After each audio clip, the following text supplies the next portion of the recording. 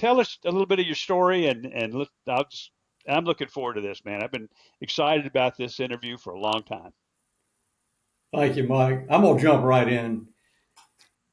I had two 20-year careers in the food businesses, was blessed to have a team of folks, good leaders in both businesses. And after 40 years of business, I had something stirred in my heart. And I signed up to go on a business's mission trip. There were 6 of us from 3 continents. It was led by some veterans, some of you may know, Hans and Gary. Mm-hmm. We went to 3 countries in Central Asia that end in STAN. And for 14 days, we were immersed in business's mission, a range of people who had an idea, or all the way to people who had thriving, multiplying, impactful businesses. And when I got back, I had lunch. I called my pastor. I said, we need to talk. And over lunch, I said, Tim, I have squandered 40 years of being in business by failing to live my faith through the business. Hmm. And Tim said, before you beat yourself up, what are you doing in your business today to show Christ? And double down. And it was clear. My business partner of 20 years, Randy Harvey, grew up tough, and he would hire people that everyone else had rejected. He'd hire people out of jail, out of drug rehab. Sometimes people just have a streak of bad luck that can last for years. He'd hire them, and he'd wipe off their face and stitch their eye and put them back in the ring. And if they needed transportation, he'd go pick them up, or he'd put tires on their car. If they needed teeth, he'd put teeth in their mouth. And sometimes it makes good employees. Sometimes it just doesn't work out. But that's we were already doing what we were supposed to be doing, just had not recognized it. That gave us a reason to get up in the morning and go. It gave us awesome purpose for growing our business and for making a profit so that we could have a sustainable business. I love what you're saying. I think a lot about, well, 2 things as you're talking, Harry. One that just jumps out of me is I would be willing to bet many of the people that God is going to providentially lead to listen to this podcast are going to be exactly where you were. They love the Lord. They want Him to be honored in their business. They've never thought about it or never thought a lot about it. But when they do start thinking, they'll realize that He really was using us all along. And we just didn't know what to call it, or we didn't know it was happening. And it reminds me, kind of the second thing, it reminds me of, Jesus' definition of kingdom impact is often something as simple as, you gave me a cup of cold water, or I was in prison and you came to see me, or I was sick. And, we're all looking for this grand stuff. And those are the grand things right there. So I love that story, man. That's awesome. We understood our purpose, and we started working to hire more people that needed a second chance or a third or fourth chance. Mm-hmm. And then I started becoming involved with other businesses. I had been stuck. Other people were stuck. And it was just a joy to be able to work with them and share this story.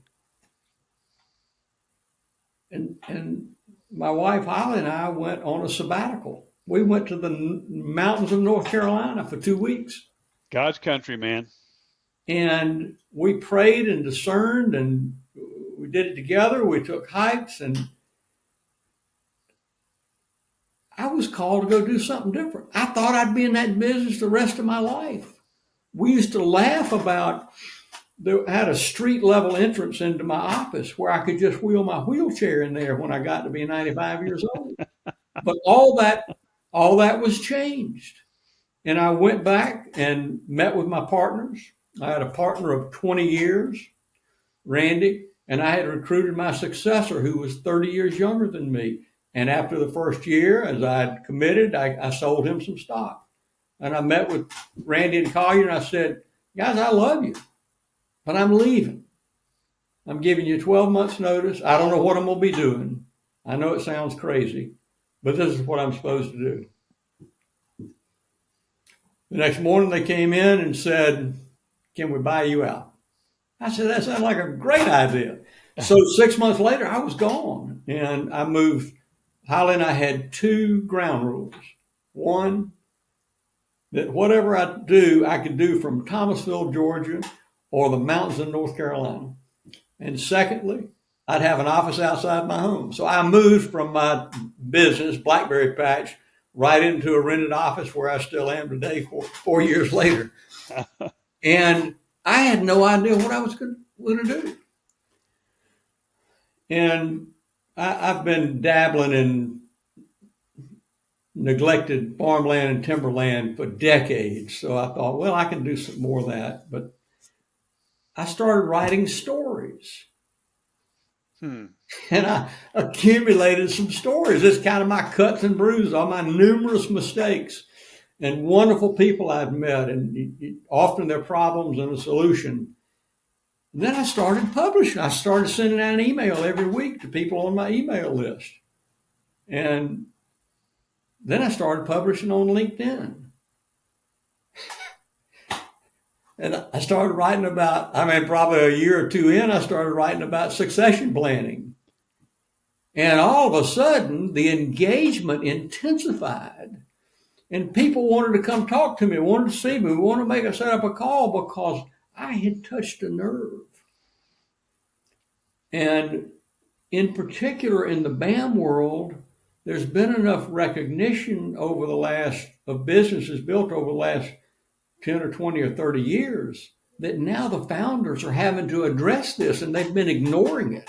That's exactly right, my friend. And for the listeners, I got to tell you, the first time I met Harry in person, first time, he said, "I want to ask you a question."